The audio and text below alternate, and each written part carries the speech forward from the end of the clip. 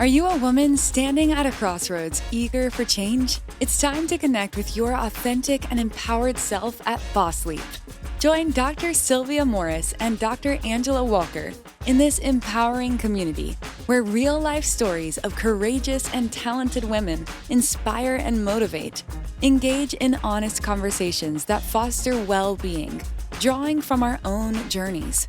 Let us guide you toward profound growth and transformation in both your personal and professional life. Here are your hosts, Dr. Sylvia Morris and Dr. Angela Walker.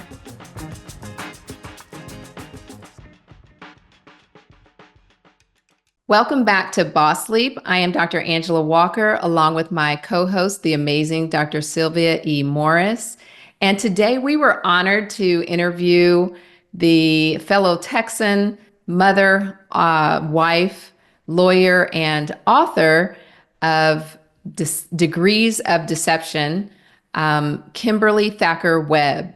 And we had so much to talk about today, from her experience at an HBCU to becoming a lawyer, her journey with infertility, and ultimately her course in writing and how she's become a published author of 2 books, one coming, a third coming, and also her own publishing house. So that's a mouthful. We thought to begin the episode, we would start with our journey into writing a book, The Game Plan, A Woman's Guide to Becoming a Doctor and Living a Life in Medicine, which was truly a labor of love. I think you would say as well, Sylvia? It was a 10-year journey. Yes. And I think what I would say to people is it is the consistency. So Kim talked a lot about being organized. I'm going to write on Tuesdays and Thursdays. And that was really our process, and that we made an outline. We divided the outline up. Everyone was responsible for writing their part of said outline, and then we would edit each other. And then finally we got to the point where we actually hired an editor, but it was definitely a process. And I want to shout out our book publisher, who was Valerie McDowell, who was a fellow Hoya, and her book publishing company is called Your Book Coach Accelerator. So Book Coach Accelerator. Yeah. And I'll just add on to that. So our co-authors are also Dr. Diane Boykin, Jessica Osborne Pennington, and Leah Matthews. So the 5 of us go on girls' trip, and the birth of the project was over one of our many dinners together, and just talking about what we wish we had known, or wish someone had told us maybe before we embarked on the journey of becoming a doctor. And like you said, I think the organization was key. I would echo that. Organized from the sense that before we left that girls' trip, we had an outline. Pelican Hill in Newport Beach, California. We're going to say thank you to Jamie Balk, who is our travel agent extraordinaire. And Marley was our actual butler at Pelican Hill. I remember that. It was fantastic. You're showing the most now, but that is how we travel. It made an impression on me. And so, we spent that time as usual, doing our normal girl stuff, but we were very dedicated about, okay, we want to get this out. How do we do it? Not knowing anyone that had actually written a book, and none of us had written, but divided it up, and we just kind of did the round robin thing and editing amongst ourselves. And I would just have to say, just what it taught me as a person is the value of respect, because I think we all respected each other in terms of our capabilities, our time.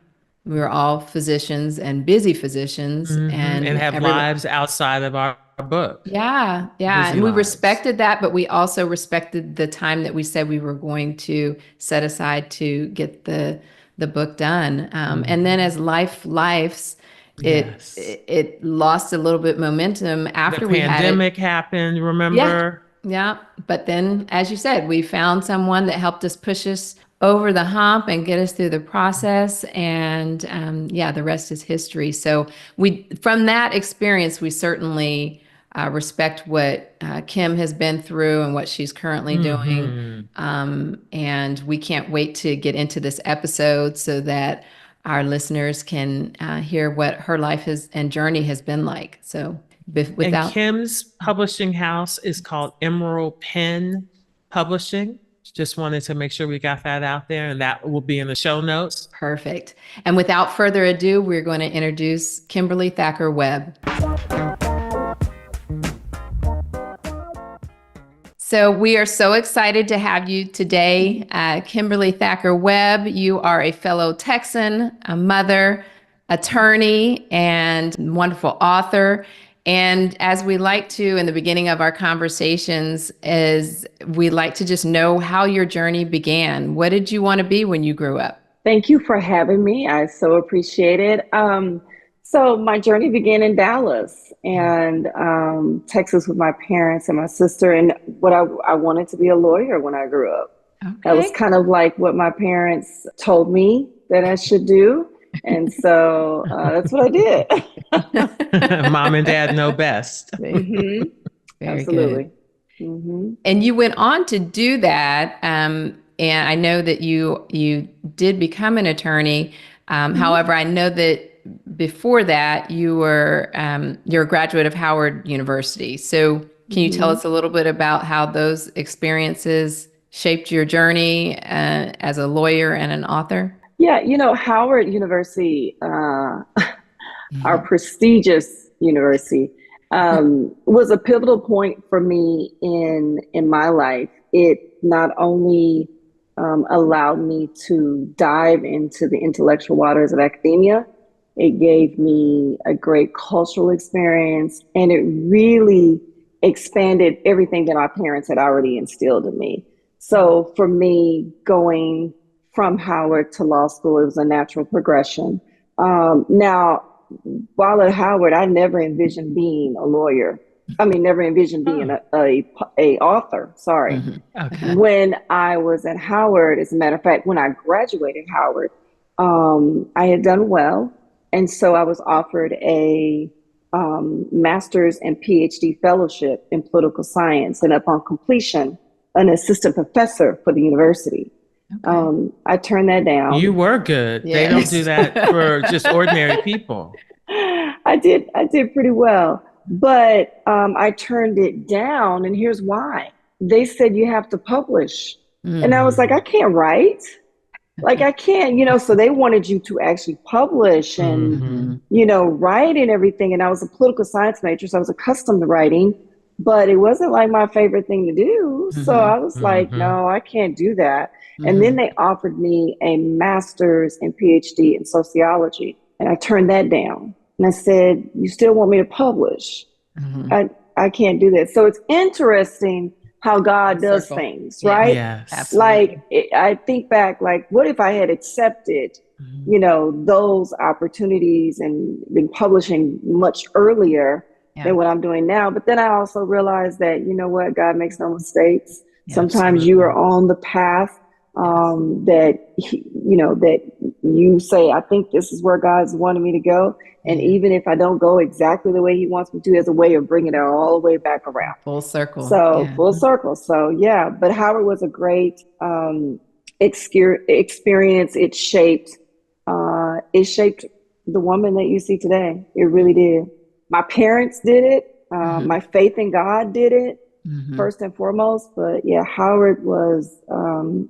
Howard is an amazing institution. So for me, yeah, it helped greatly. So how did you become an author, and was The Making of Joyful Mother your first book? Yes. So The Making of a Joyful Mother chronicled my journey through infertility. It was my first book. I didn't intend to write that book. I didn't intend to write any book. But my journey through that was so traumatic at times and heartbreaking and others. And I had someone say, this could probably help some other people. like you're writing this. And so I wrote that book, and it was tough to write it because I wanted to be transparent. I wanted to be really open and honest about my struggle. And I did. And I've had several people, I mean, that book has really, it's in Africa, it's gone all these different places. I get emails from people around the world that are like, oh, this book, I saw myself on every page. It increased my faith. I now have 2 babies. I now have this, I now have that. And I attribute it all to, that was just God asking me to do something, and I obeyed. So I thought that was it, Sylvia. I didn't think there was anything else. I was like, I'll just do this and one and done. One and done, be obedient and be done. So yeah. Yeah. So, I mean, it's such a great topic, and bravo to you for being open, as you mentioned, and transparent about it. Can you tell us just a little bit about the journey, what it was like for you? I know that you now have 2 beautiful children, but obviously I deal with women that experience infertility, and I know how much of a struggle it can be. Can you give us a little insight into what you're... Sure. Yeah. You know, for me, I walked through infertility about 6.5 years. I tried everything up to in vitro. So all the different treatments, all the different things. And for me, I really thought this is never going to happen. I mean, I've been all these specialists and all these doctors, and I am a person of faith. And so I just prayed, and I said, well, God, you know, I guess it's not within your will for me, for this to happen for me. And it was so interesting because he took me to a place of like, okay, I need you to get content with, even if I say no, I need you to be okay with that. And I finally it took me a minute, but I finally got to that place of contentment. So I literally put my wound on the altar and said, God, if you don't do it, it's not going to be done. And I'm going to be okay either way. And it was at that time frame that when I released it to it and said, I'm not going to think about it anymore, I'm just going to continue to pursue my career, that about a month or so later, I found out I was 2 months pregnant. Yeah, that gives me chills, only because I've heard that story over and over and over again, and not necessarily just from the, you know, the faith aspect, certainly a lot from that, but also just from the anxiety and the stress around trying to conceive. And, you know, oftentimes it is that point in which, unfortunately, someone has, you know, dealt with something for years, and they've come to that point where they just sigh and say, you know, thy will be done, Lord, or, you know, I'm going to make something else happen and be okay with this. And then, you know, you're gifted. So, I mean, I wish that was the case for all women that struggle. So I don't want to, you know, belittle anyone's journey or path, but I've heard that story many times. So grateful that, and so happy that you shared. I remember seeing your book when you published that back then. I was in practice, and I actually offered it to some patients. So very cool. Thank you. Yes. Yeah, that was a difficult one to write because a lot of the book I wrote while I was journaling in that experience. So I questioned, do I put this in here? Do I not? And it just, it's very personal. Came down. Yes. It is. It is. And after that, after writing the book, I was invited to have an infertility support group at a hospital. And then I was, you know, so I've done a number of things. I spoke at an infertility conference, if you could believe that. So I've done a number of things with it, but it is a very personal thing. And it is so heart-wrenching to know that you're born as a woman and you have the equipment, but it's just not working when you want it to work. So I think the practice that my doctor's practice, all 4 of the physicians at the time had operated on me for one thing or another, trying to help that situation, right? And alleviate other issues. But yeah, that was a tough one. But yeah, for all women that are experiencing that, that is something that I truly get. Even, you know, I have my 2 children now, but it still rings true. When I hear someone struggling with it, it still reminds me. Brings it back. It reminds me. So, yeah. But yeah, I wrote the Making of a Joyful Mother. That was also about 14 years ago. So But yeah, it's still in publication. It's on Amazon as well, if anybody's interested. Great. That's wonderful. So just kind of looking at your process as far as storytelling, I believe you have a new book that is out, or a book that's out in a series. Can you go ahead and tell our audience about that? And then also your process in storytelling. Sure. So the name of the book that I have out is called Degrees of Deception. And it is briefly just... And it's available where? Amazon. I'm sorry, Okay. no. Okay. It's available on Amazon.com. Okay. So it's Degrees of Deception by Kimberly Thacker Webb. And it's about a young lady that goes off to college. She spends all of her money on a frivolous shopping spree. And she's afraid to call home to ask for more money, of course. So she tries a one-time gig to recoup those funds. And as a result, she falls prey to hosting secret cocaine parties. So, yeah, it's her journey through that time period. And she's only 19 at the time. So, So yes. I'd love to know your process, but I'm just here to say, I mean, once I started reading, I didn't put the book down. So it was very good. I guess just, kind of reliving your life as a college student and seeing things that are like, oh, that could happen. That could happen.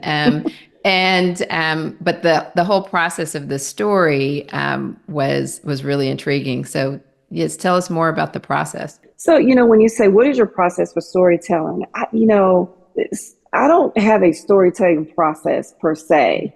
It tells me what to do. You understand what I'm saying? So for me, I just kind of looked one day at all the different social ills in the society: suicide, drugs, alcoholism, domestic violence. And I was like, wow, I would love to impact in some way. I knew if I wrote a book just about all the social ills and my opinions, no one would read it. So I thought, why not craft a plot? Why not craft characters to bring this, into being? So storytelling found me. I wasn't out there looking for it. Remember, I was one and done. And remember when I was in college, I was like, I'm not publishing, So for me, it's one of those things, like when you're called to do something, you can run, you can hide, you can do whatever, it will still find you. And so being an author is one of my purposes in life. So it finds me. My story, this is going to sound crazy. I promise you I'm sane, but my characters talk to me. They tell me their stories. Absolutely. And what they want to divulge and what they don't. But do you get up at 4 a.m. and you write for an hour, or do you use voice notes? Just sort of the techniques that you use to capture your ideas. So for me, when my characters talk, I stop. That could be 2 a.m. Okay. That could be 10 o'clock at night. Okay. That could be, a Saturday morning. The other morning, I think it was 3:15. Wow. And I got up and wrote from 3:15 until 8 o'clock. Oh my goodness. So it just depends. Now, do I sometimes, if I'm on the road, or, certainly if I'm at work during the day, I can't stop and listen to a character, right? And they typically don't bother me when I'm doing, in corporate America. But have I been in my car driving home and somebody say something to me? Then yes, I do have a voice recorder in my car. So I try not to lose that. Or if I'm, in the middle of out with my daughter or out with my friends or whatever, and something comes, I immediately stop and type it in my phone. So yes, I don't mean to interrupt you. No, I'm just thinking to myself, I guess I just need to stick with nonfiction, because I don't want anybody waking me up at 3 o'clock to tell me to write something. Exactly. I've been up at 3 o'clock too many nights. I'm with you, Angela. But clearly, from what I've read, that is the kind of the part of the mix that makes it a magic. That part. So wow. Yeah, I did that with The Making of a Joyful Mother too. There were times that God would wake me up with a title, Distractions. He would wake me up with something. Yes. And it's interesting, Making of a Joyful Mother, all of my chapters start with a D. Whereas Degrees of Deception, I'm obviously caught up on D's for some reason. Wow. But it woke me up at that, during that journey too. So yeah, and then what I do is to be consistent as a part of the process. When I get these ideas and I record them on either voice memo or I type them in my phone, then, when I'm in the writing mode, like right now I'm editing, but when I'm in the writing mode, then I'm writing every week. So that may mean I'm writing on a late Tuesday night. Like there have been times where go to work, come home, take care of the kids, everybody's done, 10 o'clock, it's quiet. I'm writing from 10 p.m. to 2. Or there's times where on Saturdays, I can't go around and hang out with my friends because I'm dedicated. I have to write from 8, or sometimes I write all day. Sometimes I go to church on Sunday, come back home, do a few things, and then I'm in this room writing. So do you have your writing space at home? Oh yeah, this is it. This is my office. Okay. This is my office. And Degrees of Deception, I understand it is a series now. When can we look forward to the next book? So the next book I'm hoping to release it this summer, and it will be book 2 in the series, and it'll be entitled Degrees of Deception, City Secrets. Okay. Now, as I like to write suspense. So okay. Yeah, it is very suspenseful. So is she still going to be in college, or has she graduated, or can you tell us anything about that yet? Is she still going to be in college in City Secrets? Yes. Okay. Well, that's a teaser. Sometimes as an older adult now, you find things that are like, that's not going to be in my lane, but it was completely relatable and I think relevant. Particularly, I think, because as a mother of daughters, I'm not only seeing myself when I was in college, but what's currently happening on the scene now in society. So definitely suspenseful. So, well, that's good. Do you see? And thank you for that. I don't mean to interrupt you, Angela, but thank you for that, because my goal was to write it for not only students that are heading to college so that they don't fall into some of these pitfalls, but also make it nostalgic enough for people our age that can reminisce and think, oh, wow, I've seen some things like that. Or what if I had done this? This would have happened to me. So my goal was to have a dual audience, if you could. Yes. Yeah, you did good. Yeah, thank you. Yeah, you did well. So I don't know what your plans are, but from things that I've seen out in the media and things that are currently on that are streaming, I could easily see this becoming something on screen. Do you have any intention of going in that direction? Has it been option? Have you written a screenplay? It has not been option. I have written the script for, I would love to do a Netflix. Yeah. I would love to do a series on Netflix. I could see that. So I have written I think I've written 12 episodes. And I have a friend of a friend who is, how you always have this friend of a friend who knows someone. Who's in the business. Yes. Well, she's actually a script professor.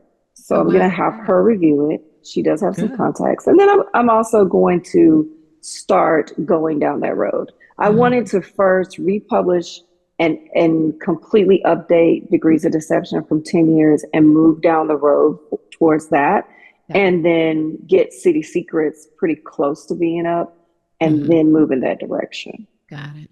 That's so cool. And Kim, you are self-publishing. So can you kind of talk about that journey, why self-publish versus going with a publishing house or having a book, not editor, but a book agent? So when I initially published Degrees of Deception, I did not know anything about the industry.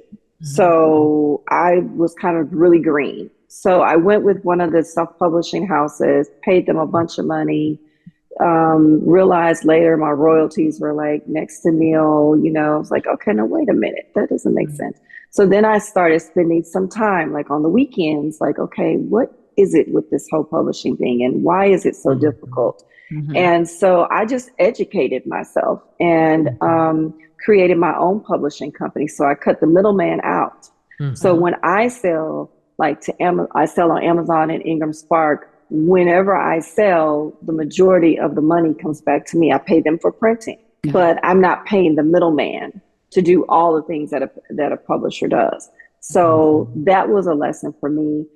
In terms of an agent, I did have a couple of agents that I pitched to, and they held on. One held on to my book for 9 months, which meant I That's couldn't. awful. Oh my goodness. I couldn't You couldn't do go to anything. You couldn't somebody move else. forward. You couldn't do anything. That's like holding you hostage. Yeah. Did. And then she left the firm. Oh. So then my book was in limbo. So I just decided that I wanted control over Creative my control. book. Yes. Right. Also, there are a few curse words in Degrees of Deception, but not like the really inflammatory ones. And I had the one agent say, you need to drop more F-bombs. I was like, whoa. Wow. No, Okay. I don't want to that. do all that. I mean, I understand that in society, those are colorful words, but that's not all I want to, that's not the essence of my book. Yeah. Or authentic to you. No, and it wouldn't have been authentic. So self-publishing myself, now it's a lot of work. It's a lot that goes into it. And I see why they charge so much to do it, but it gives me the control.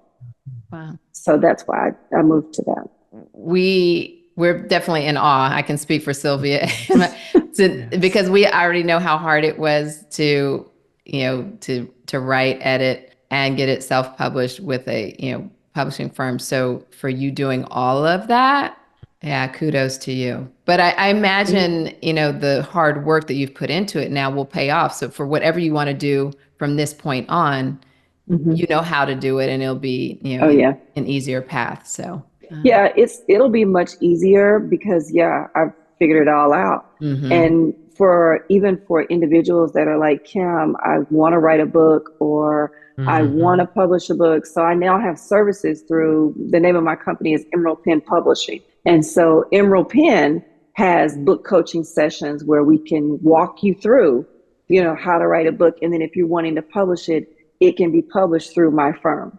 So, because it's not easy. I mean, it is not easy.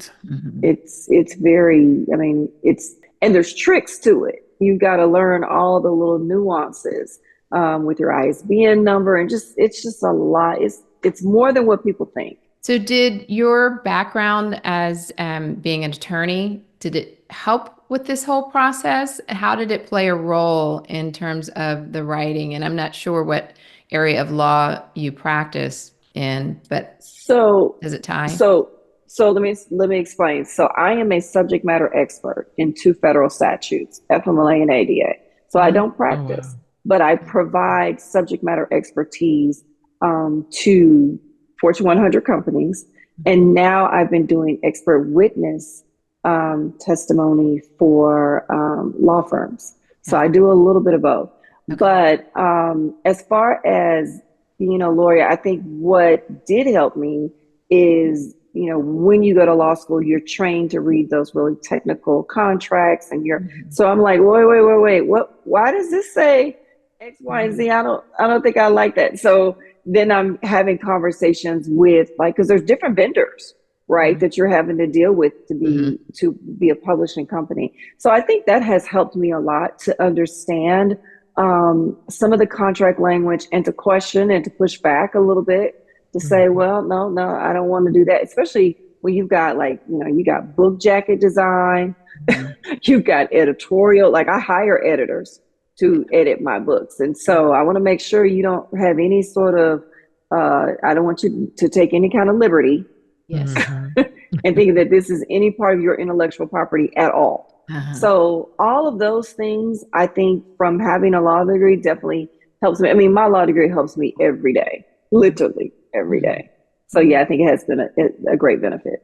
And so how do you balance your work life, your career life, your home life, and then also being an author and running a publishing house? Yeah, it's a lot, right?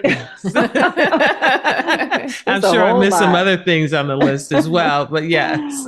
Yeah, well, and it's funny because some of my friends have told me I have a productivity addiction. Like everybody's an addict in something, and that's yours. It's true. Kim. We all have a vice. Yes, we all have a vice. So I haven't managed it as well previously, but over the years I've learned that self-care is huge. I had to learn that. I've learned that, like you heard me tell you, like I carve out time. So if I'm gonna write on a Tuesday or a Thursday night or whatever, I'm never writing on Mondays. I don't write on Wednesdays, and I don't write on Fridays. Okay. So I've had to. And is it something about the days, or you're just like, I just only want to write 2 days a week? Why never on Monday, Wednesday, or Friday? With my schedule, and I have a 14-year-old still here. Okay. So, and I have a husband. So I've got other obligations, right? You most certainly do. And my 21-year-old, while she's in college, that's still another obligation. Absolutely. So there's phone calls, as you guys probably, those phone calls come in. Well, I'm not sure about this, not sure about that. So I've had to figure out how to carve my time so that during the week I limit it. And if there's a lot going on, then I don't write on Tuesdays or Thursdays. So I have to preserve my mental health, right?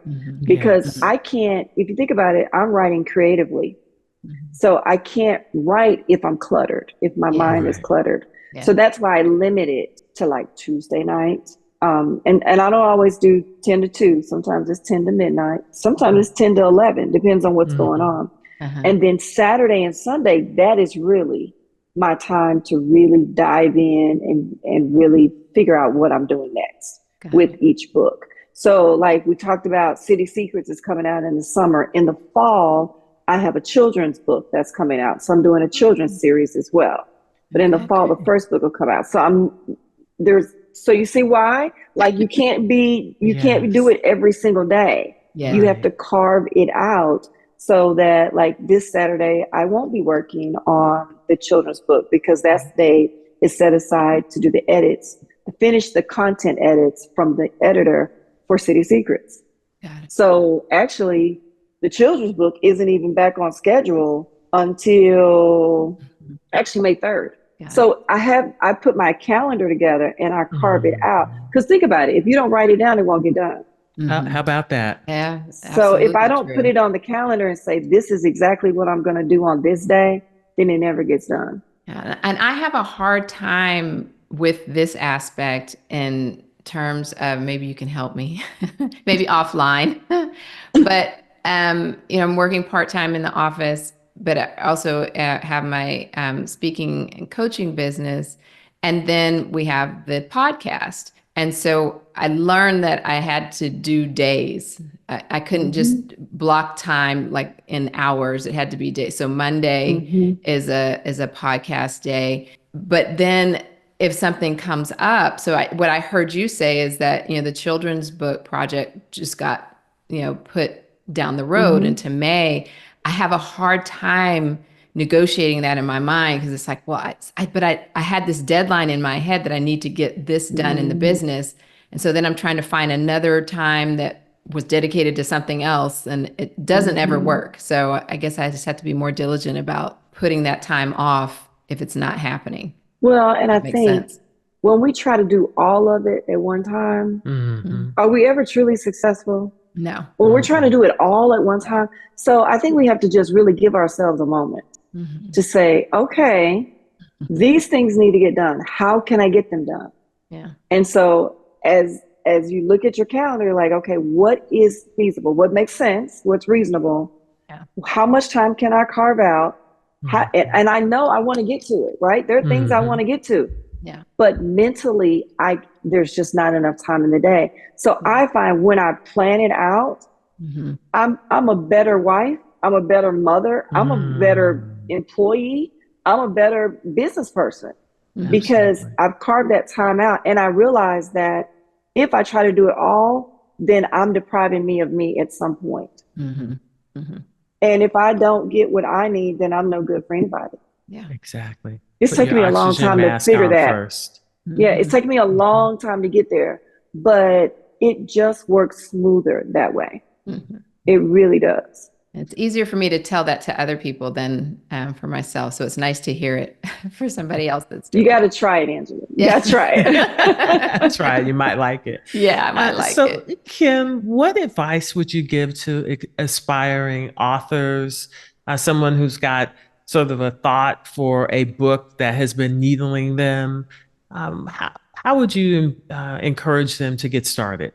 I think the first thing that I would say to an upcoming new author is to value your voice, to realize that if you're being unctioned to tell your story, whatever that story is, then there's someone out there that needs to hear it. So that would be the first thing I would do. I would start with encouragement. And then the next thing, I think I'd move to empowerment. And I think I would say to them, okay, now, this is the story that you've been wanting to write. It's just been bursting. You can't seem to get it out. Now you got to sit down, look at your schedule. When are we going to spend some time putting this down? I mean, the Bible says, write the vision, make it plain. When are we going to spend some time? What is reasonable for you during the week? If it's not reasonable, what can you do on the weekends? And I've had different clients say to me, because I do book coaching, I've had different clients say to me, well, but weekend is my fun time. Okay, gotta choose. Well, and that's one of the themes of Degrees of Deception: choices and consequences. Right. You have a choice. You Right. can go have fun. You should have fun. You should take time for that. Or if this is really something that it's really important to you, and it's a story that's really, you think that people can really be impacted by, then you're going to have to stop and set aside some time. They had something, my class reunion had something last weekend in Dallas. Yeah. And I had just gotten. And we're in the same class, by the way. We're in the same class. I had some edits that I had to get done back to the content editor. I couldn't get them done. It was a Sunday. I couldn't get them done all on Saturday because I had something else going on that day with my son, right? Because I had to prioritize my son. Sunday, I wanted to go so bad. But deep down, I knew you got deadlines. You can't do it. Yeah. So what did I do? I didn't go. Yeah. I wrote, I hated I missed it. But I was like, okay, Kim, there'll be another one. So part of what, as a new author, you got to sacrifice. Books just don't appear on shelves. Hello. Somebody has to take the time to craft the idea and put the work in. So that's what I would tell them. And I've had some clients that come through and we go all the way through and it's a beautiful thing. They finish their book, they get it edited, it's up and running. And I have some clients that are just like, well, the question is, well, when did you write this week? Oh, I didn't. Okay, but that's okay. So what's your plan for next week? But if it continues to be a pattern, I'm like, okay, are we really wanting to do this? Because then you got to sit back and analyze, is it just sexy and cute to be a writer, to say I'm an author? Or do you really want to be an author? Because there's some work that goes into that. There's some time that goes into that. So then I think people have to sit back. Of it versus they're in love doing. with the idea. So I think people have to sit back and really think about what, you always hear the 5 whys. Well, why do I want to be an author? Well, I want to do this. Well, why do you want to do that? So it's kind of an introspective, and I've had that with several clients where it's really introspective. Some realize that, you know what, I just was really excited about the idea and I really don't want to spend the time to do the work. That's fine too. Now you know what you don't want to do. Right. So what else do you want to do with your life? Then we go down that path. But for me, that is a regular process, Sylvia, with clients. It's a regular process of really carving out the time, getting on a schedule, and being committed to what you say you want to do. I can testify to the part of identifying, why you're doing it, because when we wrote our book, there were 5 of us, so it's different than what you've done with your works. But we just felt it, like it was in our hearts to do it. And so until it got public, there was no putting it down. There was no, okay, well, this hasn't happened. And you just, I think it's like, having a child almost. Like I'm not going to give up on this, this project that I've committed to. But it depends on, like you said, your why, because we want it, what you want to do with the story. If it's just to be popular and be on the books and say, I've got a book, then yeah, it's a lot harder to get that done. But if you're wanting to help someone or get a message or just get what's on your heart out, then I think it becomes a meaningful project that you have to continue to work towards. But I would say that there are a lot of people that probably need your help in getting to that process, because ultimately we did need someone, that helped us at the end to finally get it published. So yeah, and I think it's interesting because when people want to write a book and it is just so they can see their name, but like some of them, but for me, like for Degrees of Deception, I really wanted to make an impact. I really wanted people to look at things differently. I really wanted them to see, like, if you ever encounter yourself in a domestic violence situation, what do you think you should do? Yeah. I really wanted them to realize drowning yourself in a bottle of cognac is not going to get your situation, is not going to make it any better. So I used Degrees of Deception as a teaching tool, secretly. Every author has their own reason why they're doing different things. But for me, I wanted it to be a teaching tool so that people could learn through the characters, somewhat not to do, somewhat to do. And they could sit back and make those decisions themselves. So I'm going to go in a different direction. And we've talked about your fertility journey and your ultimate success in having, or infertility journey and success in having 2 children, and now as a published author. What has parenthood in general taught you? Ooh, what hasn't parenthood? Parenthood, for me, I learned from, just some of the best parents. I had such a great group of loving parents. George and Espinola Thacker were just model for parenting, right? So everything that I had learned from them, plus along the way, you learn stuff along the way, I began to implement myself. And I realized that everybody doesn't have a model parent or parents. And so sometimes that's hard to do. But for me, what I learned that, with both of my kids, they're both different. I have a girl and a boy, and they're very different. Not just gender, just in likes, dislikes, they're just different. But what I learned is that each one of them needs something a little bit different to motivate them. So working through that and understanding them, it's kind of like my husband and I are premarital coaches. That's another thing, Sylvia, to add to the list. Oh, wow. And so, And so, right, I'm taking notes. And so we always tell people to study their mate. Before you get married, study your mate, understand it. So my husband and I began to study our children, what they need, what this one needs, what this one wants. And instead of trying to, raise them the same, we had to realize what happens for Kendall is different than what happens for Caleb. And so I think studying them, it's taught me to get to know them on a more intimate basis, not just, hey, how was school today? Did you brush your teeth?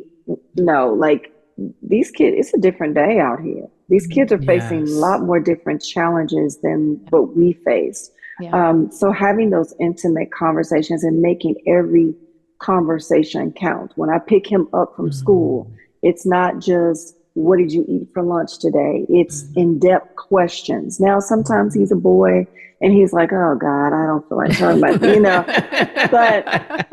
but I've found ways through studying him to say, I'll talk about something else, or I might talk about sports, and then I might weave it back into that, and then I get him to open up. That's studying him. That's learning him. I've also learned patience. The way I could interact with Kendall is different than the way I can interact with Caleb. I can more so talk to Kendall, and she understands, she gets what I'm saying. I'm giving advice. She can grasp it and run with it. Caleb was like, well, he's 14 going on 30. So he's kind of like, he challenges it. He's like, well, I don't, and I'm like, I'm telling you this for your best interest. So I'm having to have patience it's like, with why? him.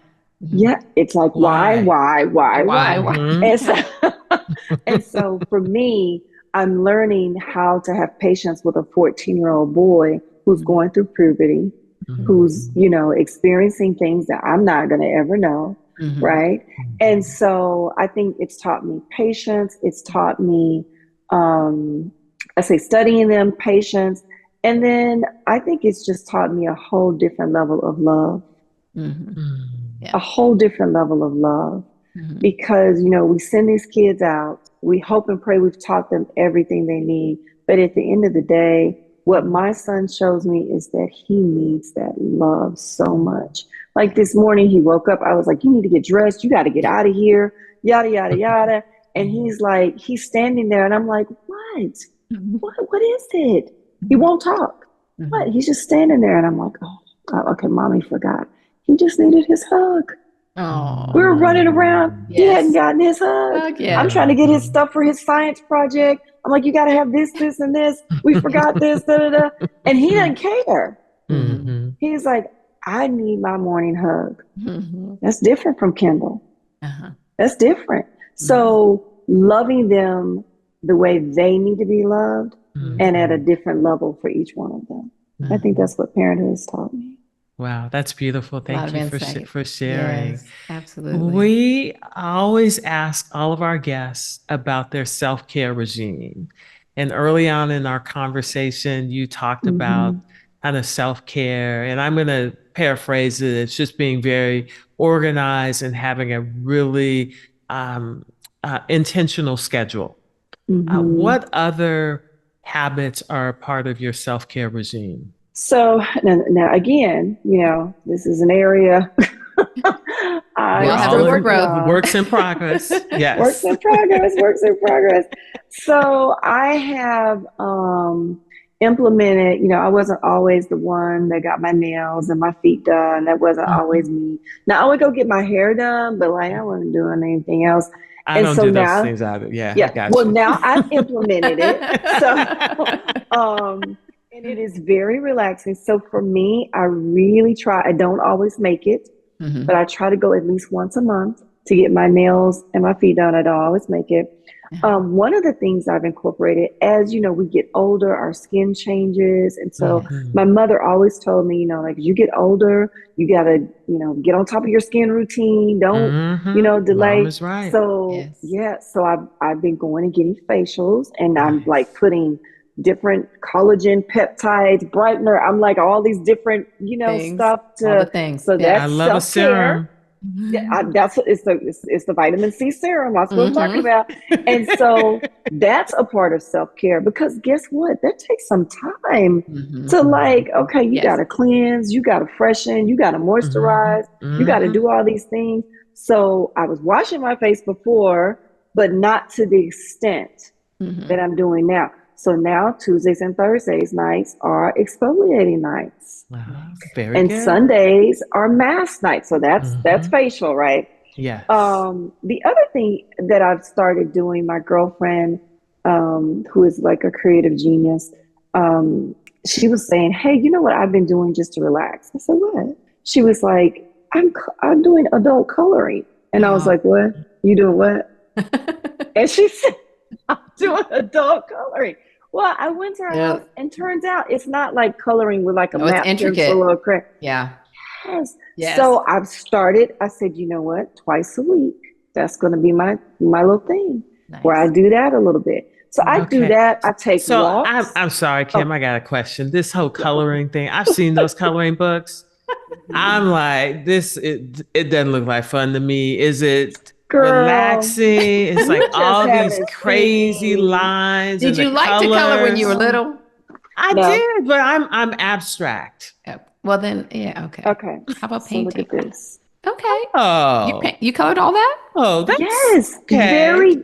It's a coloring book. But this is an entry level. So I like entry level then. I'm still learning. This is still learning. That's beautiful. That's a coloring book. Okay. Yeah, but this is entry. So my friend is very much out, she's very good at this.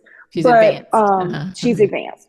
But it is relaxing. It is relaxing. So another thing I do, I take walks. So that's good for my physical health, right? So like this morning, I took a 2-mile walk. Yeah. Nice. Now, just to kind of free your mind, think through, just walk. I walk my little doggy. Some of the things I do, just like on a Friday night, I might get together with my friends and we may go have wine. We may go have dinner. So I'm doing things that feed into me, and I'm trying to be intentional about it every week. Yeah. So you heard me talk about exfoliating night, mask night. So I'm trying to be very intentional. I bought these oils. Oh my God, I love them. So now I'm doing all of that. So I'm growing in my self-care. Now, one of the other things that I do every morning as a part of my self-care is I go in my closet and I get on my knees and I turn the lights off and I pray. And I ask God to guide my steps, help me, whatever he wants me to do today to help someone, let me do that. And I clear my mind, because I just told you all the stuff I got going on. Yes. Not to mention my daughter's graduating college, not to mention I'm doing a number of different things with this book. So there's a multiplicity of things. So if I don't ever quiet my mind and get some physical activity, I mean, I can't make it. Yeah. And the calendar is key. Yes. Yeah. Because within that is carved. Like I remember my husband and I, we are listened to Dr. Darius Daniels. He's a pastor of Change Church in Atlanta. And he was talking about creating your ideal day. Because like, if you don't create your ideal day, you'll be on social media for 2 and 3 hours. You'll be doing all kinds of stuff. So I've done, created my ideal day, but every day has a little different variation. And I'm flexible enough to say, okay, if I'm writing on a Saturday morning and it's just not hitting, I can't get it together, then I don't sit there and just like, oh my God, I got to do it. I said I was going to write from 8 to 12.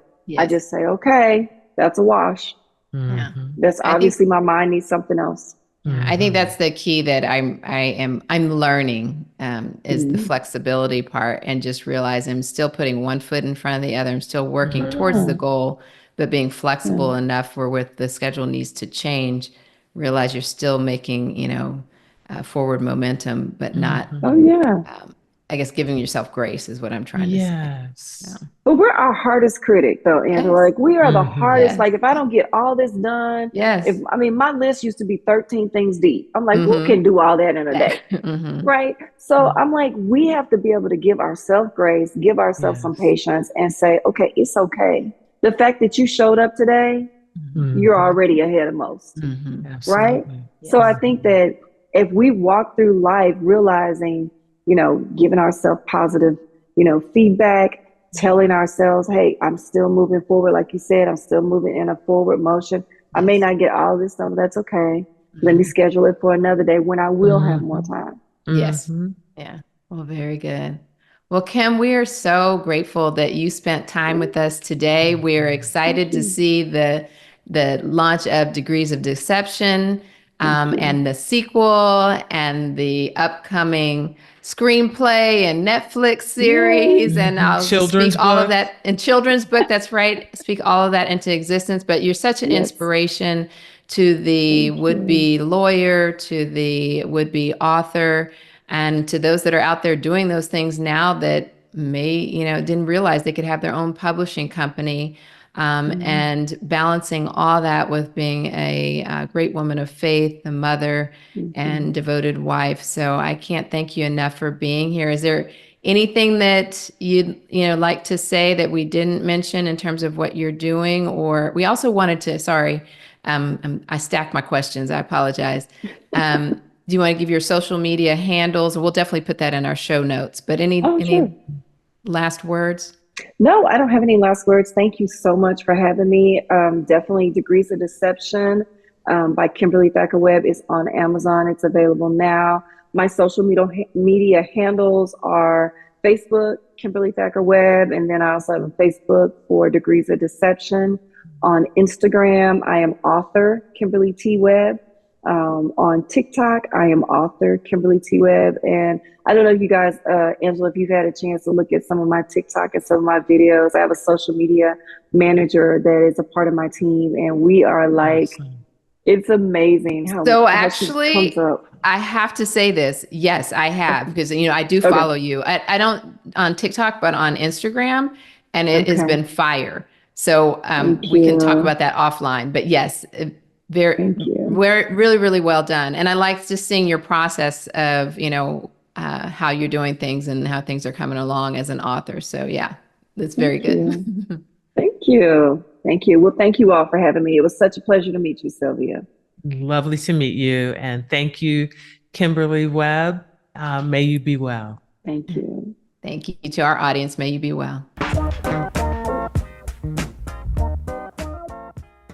So, Angela, we had a fantastic conversation Yes. with Kimberly Thacker Webb, who talked about her upcoming projects. I want to make sure that I say the name of her book, which is available on Amazon, Degrees of Deception. Yes. And the second book in the series will come out at the end of the summer, Degrees of Deception, City Secrets. Yes. And then also be on the lookout for a children's book from Kim Webb. So she is busy. Busy. And she's got, obviously, as mentioned, a family. And I know she's fully engaged with her children and her husband and just, life in general. So yeah, what a fantastic interview and a lot of insight into the process and processes and I guess just, inspiration of what you can do when you put your mind to it, right? I know. I think organization is probably the key for Kim. Yes. And so when she talked about how her writing days are Tuesdays and Thursdays, and then she does some writing on the weekend, it was very clear to me that when she says she writes on Tuesdays and Thursdays, those are the days. She's writing on Tuesdays and Thursdays. Yes. That really was inspiring, and it's a reminder that she talked about if you don't write it down, then it won't get done. Yeah. And I'm very fond of a list, and I love to cross out the things that I've completed on my list. Yeah. And sometimes I have lists from 2 days prior because there's one thing left on that list that I will eventually cross out, but it helps remind me and keep me honest about the things that I want to do going forward, because it's not simply about my professional life at this point. It's about how am I growing personally. So with the podcast and all of the other endeavors. So what were your take homes? Yeah, definitely the organization piece. And I can completely concur with that. As I mentioned during the podcast, is being able to, for myself personally, be flexible from the stance if I don't get all the boxes checked that day, as long as I'm still making forward momentum and I'm doing something to, create, boss leap on a regular basis on the days that health styles. And health style. I was getting to that. and health style, health and wellness program. So as long as I'm making those steps every day, giving myself grace. But again, going back to, if you don't write it down, it's not going to happen. This is something, I've said that for 25 plus years, taking care of patients. If you don't put, exercise or physical activity on your list, if you don't put self-care on your list, it's those things, those ideals that we want to get done, but if you don't write it down, it oftentimes doesn't happen. So that was number one. I liked the concept of creating your ideal day, because if you haven't created an ideal day, then how do you even know what you're shooting towards? So that will be on my list. I like that one. And kind of like when Dr. Rhonda Maddox talked about what does your dream life look like? Yes, you're so good. You got to have some ideal days in order to get your dream life. That's so right. I love how our conversations, they dovetail. Yeah, love that. And I love how you remember them all. I remember some things. And then the one of the ones that was, I think, towards the beginning is, I think, what she wanted to impart to someone younger that's coming behind her is to value your voice. And I can't echo that enough in knowing that you have value and there is somebody that could benefit from hearing your story, from your advice, from your, cautionary tales of what not to do. But you have to value your own voice before you can impart that to someone else. And if somebody feels like there's something on their heart that they need to do, value that instinct. But you're going to have to work to get it done. And so, yeah, those are the things that I learned. But yeah, such a pleasant day of just kind of reflecting on our experience as co-authors, but also knowing what she's been through. Her infertility component was really valuable. And I think being able to write about those things for a lot of people, it's not only cathartic for them, but it's so valuable to others. So yeah, lots of pearls. So I'm grateful. So you know what you're getting from me for a gift at your next gift. What? Degrees of Deception? No, well, yes, please buy the book. I already have it though. A coloring book, an adult coloring book. And I'm just going to leave it there. You got to listen to the end of the podcast to understand that. So here's the question. Do you think I need an advanced coloring book or a beginner's? Okay, you can answer that. I think you are advanced. I would be like beginner. Might be like remedial, but I do want, if we're going to get it, I want 128 Crayola box with a little sharpener in the back. That stands up on its desk on its own. Yes. The one that I could never get. That my mother was like, no, girl, I think I had maybe 64 crayons. Yeah, that was the max. I couldn't get 128. She was like, you're doing too much. Oh my goodness. I haven't even seen, oh gosh, we could go on and on. I haven't seen those in forever. That was fun. I loved today's episode. Always love being with you and your presence around you. And to our audience, until we meet again, may you be well. Thank you for listening, sharing, and subscribing. Please drop us a note at bossleeppodcast@gmail.com, and may you be well. That's a wrap on another episode of Boss Leap.